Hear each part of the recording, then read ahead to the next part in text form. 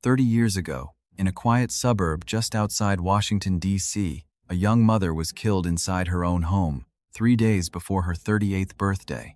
Her 2-year-old daughter was left alone in that house. For 2 days, with no food, no one to help her, and without the daily medication that was keeping her alive.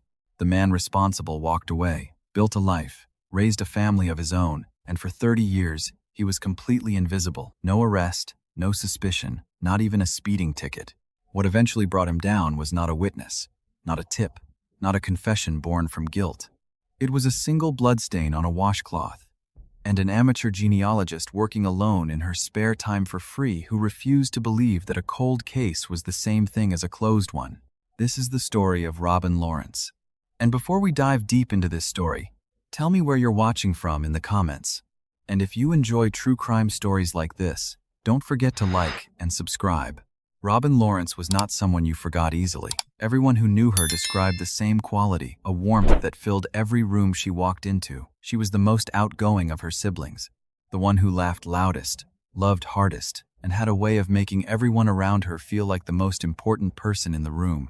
She was 37 years old, a gifted artist with a fine arts degree from Carnegie Mellon University. After graduating, she was selected to sculpt the very first medal for the Martin Luther King Jr.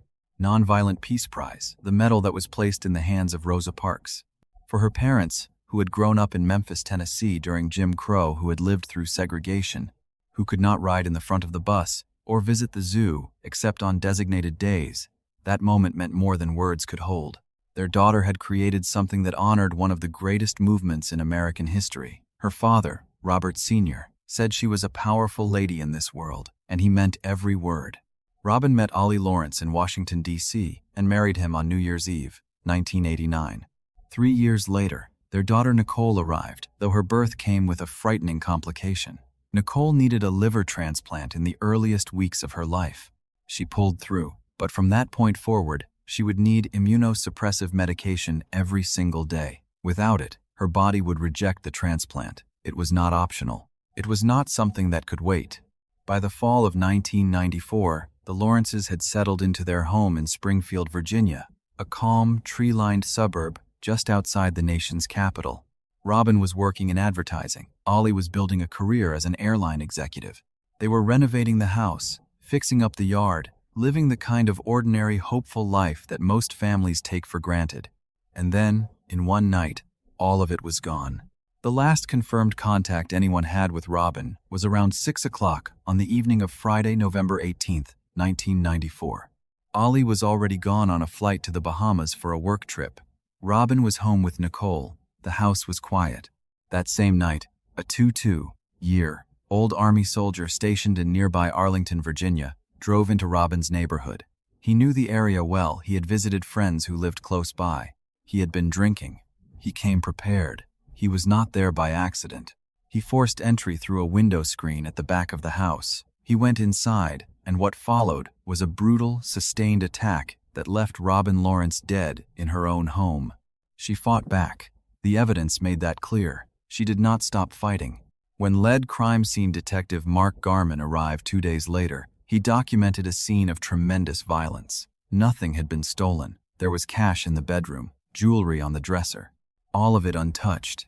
This was not a robbery. This was targeted, personal, deliberate.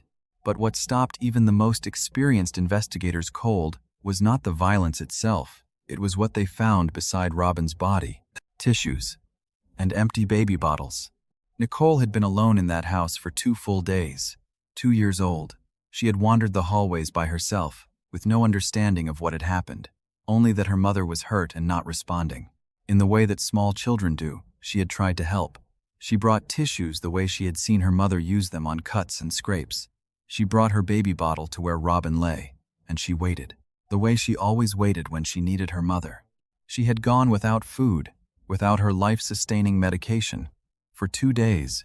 It was Robin's friend Lori Lindbergh who finally found her. Ollie had been trying to reach Robin all weekend from the Bahamas and could not get through. He called Lori and asked her to go check on them. Lori arrived at the house, noticed something was wrong at the back window, and climbed inside. At the end of the hallway, she found Nicole wide-eyed, silent, wandering alone. Then she saw the bedroom. She grabbed Nicole, ran to a neighbor's house, and called 911. Nicole was rushed to the hospital. She survived. But what that little girl had lived through in those 2 days, what she had tried to do for her mother with nothing but tissues and a baby bottle, is something that stays with everyone who has ever heard this story. As Detective Garman worked through the scene that day, he noticed something in the bathroom. On the towel rack, a folded washcloth with a small brownish stain, easy to overlook, easy to dismiss. He didn't dismiss it. The stain was blood, and it did not belong to Robin. Investigators believed the attacker had injured himself during the assault, come to the bathroom to tend to his wound, and left behind a piece of himself on that cloth without realizing it.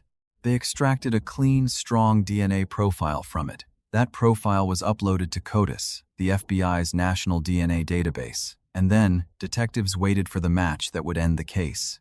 It never came.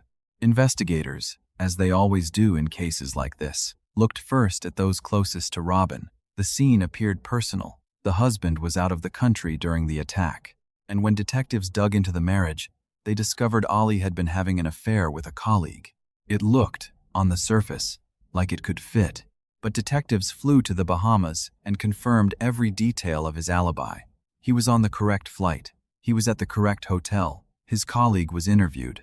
There was no evidence connecting either of them to Robin's death. The DNA from the washcloth matched neither of them. Robin's family never believed Ollie was involved. But with the DNA returning no match in any database and no other leads to follow, the case went cold. On the night Robin's body was found, Lori Lindbergh was asked to call Robin's parents. Robin's father answered the phone. And when Lori said the words, "Robin is dead," Robin's mother, who had been nearby and overheard, let out a sound that Lori would never be able to forget. A wail. A grief so raw and primal that it has stayed with her every day since. Robin's father, Robert Warr Sr., was a World War II veteran, a man who had seen more hardship than most people will ever know. He was 101 years old when he spoke about that night, and what he said was quiet and devastating. "My granddaughter was right next to where she was murdered. I'll never forget that. Never." Robin's funeral was held on November 26th. The casket was closed. Her injuries had been too severe. Her sister Mary never got to say goodbye, never got to see her one last time. That absence, that final door that closed before she was ready, stayed with Mary for 30 years. Robin's niece Lauren was 8 years old when it happened. She grew up in a house where the topic was rarely spoken aloud, but the weight of it was always there. Every family gathering, every holiday, every time someone looked at her and called her Robin, because that's what they all called her, she was the one most like her aunt. She carried that name the way you carry something precious and painful at the same time. She said later, "I think I lost an extension of myself. Robin was the one who taught me to be comfortable with who I was, and when she was gone, I lost a piece of me." Nicole grew up with almost no memory of her mother. She had been 2 years old. She carried the weight of a story that no one in her family could bring themselves to fully tell her. And she stayed close to Lauren, two women bound together by love for a woman they had lost in very different ways. Robin's mother eventually went to her grave without ever knowing what had happened to her daughter. And after that, Robin's sister Mary reached the point where she told herself she had to let it go. She had to, because holding on was its own kind of suffering. While Robin's family carried their grief in silence, the man who had taken her from them was doing none of that. He got married, had 2 children, built a career as a computer programmer, settled into a comfortable house in a quiet suburb of upstate New York. By every outward measure, he was an ordinary man, living an ordinary life. He had not a single item on his criminal record. For 30 years, he was completely invisible. In April 2021, Fairfax County cold case detectives Melissa Wallace and John Long officially took over the Robin Lawrence file. They opened it, spread the photographs across the table, and like every investigator who had looked at that scene before them, they felt the full weight of what had been done to her. 2 years earlier, the case had been sent to Parabon Nanolabs, a DNA technology company that specializes in a technique called genetic genealogy. They had uploaded the DNA profile from the washcloth to 2 public ancestry databases and received back a list of approximately 1,500 distant relatives of the unknown suspect. No close matches, no first or second cousins, only 4th to 6th degree connections, meaning the shared ancestor was buried generations deep, with potentially hundreds of thousands of living descendants. Parabon assessed the situation and delivered a hard verdict. Solvability rate, 0. The case, they said, was beyond what the department had the time or resources to pursue. Most investigators would have accepted that. Instead, they found Liz. Liz, who asked that her last name not be used, was a volunteer with the police department. Genealogy was a hobby. She had no professional forensics training, no law enforcement background. She was simply someone who loved tracing family trees and believed she might be able to help. She offered to take on the case in her spare time, for free, because she wanted to give something back to the community. Detectives handed her everything Parabon had assembled, the 1,500 distant relatives, the suspect's ethnicity profile showing roughly half Eastern European ancestry, about a quarter Irish, and a mix of English, Italian, and Scandinavian. And Liz got to work. She worked through it methodically, generation by generation, tracing the suspect's family lines across continents. Eventually, she followed the trail to Canada, where several branches of the family had settled. Among the 1,500 distant relatives, she identified 2 people who were not related to each other, but who were both connected to the same unknown suspect. She built 2 completely separate family trees, verified them, trusted them, and then she asked the question that would change everything. Where do these 2 trees meet? The answer came in August 2023, 3.5 years after she had started. A married couple in Canada. One woman from one tree had married one man from the other. Their union was the single point where both lines converged, which meant the unknown suspect was their descendant. One name fell out of the family tree. Stefan Smirk. Detectives ran the name. What they found gave them pause.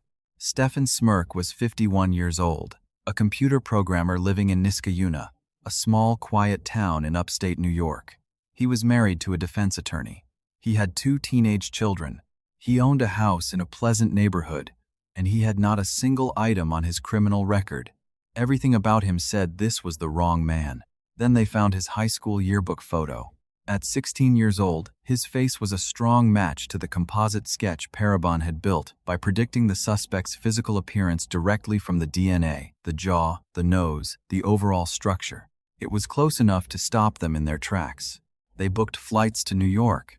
On September 7, 2023, detectives Wallace and Long arrived at Stefan Smirk's home unannounced. No warning, no phone call ahead. They knocked on the door. He answered. They told him they were detectives from Fairfax County, Virginia, investigating a cold case from the 1990s. They asked if they could come in. He said sure, and he stepped aside and let them in. There was no surprise on his face, no alarm, no questions. Stone-faced from the moment the door opened. Detectives told him they were investigating a murder and asked if he would voluntarily provide a DNA swab. In cold cases, that conversation typically takes 45 minutes or more. People have questions. They're unsettled. They want to understand what it means. They ask who was killed, how they could possibly be connected, what happens next. Stefan Smirk did not ask a single question. He signed the consent form, he provided the swab, and detectives were back out the front door in 5 minutes. They checked into their hotel. The sample was sent to the lab. They settled in to wait for results. Then Detective Wallace's phone rang. It was Stefan Smirk, calling from the Niskayuna Police Department. He told her he was there to turn himself in for the murder. The station was locked. He was standing outside in the dark. Wallace told him to call 911 and stayed on the line just long enough to be sure he would. Then she hung up, ran down the hotel hallway, and pounded on Detective Long's door. Local police took Smirk into custody. The 2 detectives raced to the station. The DNA results had not even come back from the lab yet, but Stefan Smirk had not waited to be caught. He had come to them. In the interrogation room, Smirk talked, calmly, without much prompting. He confirmed detail after detail information that matched the crime scene precisely, and things that only the person who had been inside that house could have known. He told them he was 22 years old in November 1994. An Army soldier stationed at Fort Myer in Arlington, Virginia, just a few miles from Robin's home in Springfield. He had been drinking that night. He drove to her neighborhood because he was familiar with the area. He had come prepared: mask, gloves, a weapon he had brought with him. He forced entry through the back of the house. He told detectives that one of the reasons he had enlisted in the army was a desire to cause harm. He had joined hoping it would give that impulse somewhere to go. When Detective Wallace asked about the washcloth, the single most important piece of evidence in the entire case, he confirmed, without hesitation, he had injured himself during the attack. He had gone to the bathroom. He had used the cloth to tend to the wound. His DNA was there because he had put it there. That was the confirmation she had been waiting for. At the end of the interview, detectives asked Smirk if he wanted to express any remorse to Robin's family. He did not. Detective Wallace later said she believed Smirk had turned himself in not out of guilt, but out of control. He knew the DNA swab would come back a match. He wanted to be the one who decided how this ended. Not the lab, not the detectives. Him. Former FBI profiler Mary Ellen O'Toole, who reviewed the case, was clear in her assessment. This was not a random attack. A man who brings a weapon, wears a mask and gloves, and chooses a night when a husband is out of town is not acting on impulse. He came with a plan, and he executed it. 1 week after the confession, the lab results arrived. Stephen Smirk's DNA was a match to the bloodstain on the washcloth that had been sitting in an evidence bag since 1994. The statistical probability of a false match, less than 1 in 7 million. He was formally charged with the murder of Robin Lawrence. Detective Wallace's first phone call was to Nicole. In April 2024, at a preliminary hearing in Fairfax County, Robin's family sat in a courtroom and heard his recorded confession played aloud for the first time.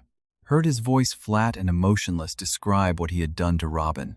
Robin's niece, Lauren, said she looked at him across that courtroom and felt something shift inside her. She had spent her whole life wondering about the man who had taken her aunt away. And now here he was large, still, utterly unmoved. Her first thought was, my aunt did not stand a chance. Smirk accepted a plea deal for first-degree murder. Robin's family wanted a trial. They wanted the full weight of a courtroom. They wanted the world to hear every detail. But prosecutors explained the reality of a 30-year-old case, witnesses who had aged, memories that had softened, the genuine risk of taking such an old case before a jury and losing. They were disappointed, but they accepted it. On March 7, 2025, Stephen Smirk stood before a judge for sentencing. His defense attorney argued mitigating factors: a difficult young adulthood, struggles with alcohol and substance use, a mental health condition that went undiagnosed for years. She said that by the time investigators knocked on his door, he had changed. He had gotten help. He had become sober. The judge gave him the maximum sentence allowed under the agreement. 70 years, Mary said. As long as he never comes out of prison ever, that brings closure for me. After the sentencing, Nicole Lawrence stood outside the courthouse. She was 2 years old when her mother was killed. She has no memory of Robin. She grew up in the shadow of a loss she could feel but never fully name, surrounded by a family that loved her fiercely and grieved quietly. She stood beside Lauren, and she held her hand. Lauren said afterward, "As much as this is a relief, we still have to live with it. It doesn't just go away." But she was strong. She stood next to me and held my hand. And I thought if her mother could see her right now. Robin's art is still on the walls of her family's homes, warm colors, expressive and alive. Her sister Mary said, "When you look at her art, you see the spirit of Robin, how she looked at the world, through eyes that saw good things, happy things, warm things." Stephen Smirk believed he had gotten away with it. He had built a quiet, ordinary life on top of what he had done to a family that never stopped carrying the weight of it. What he didn't count on was a washcloth he had left behind in a bathroom in 1994, and a woman who loved genealogy, and 2 detectives who opened an old file and refused to put it back down. Robin Lawrence was 37 years old, an artist, a mother, a daughter, a sister. She created something that honored Rosa Parks.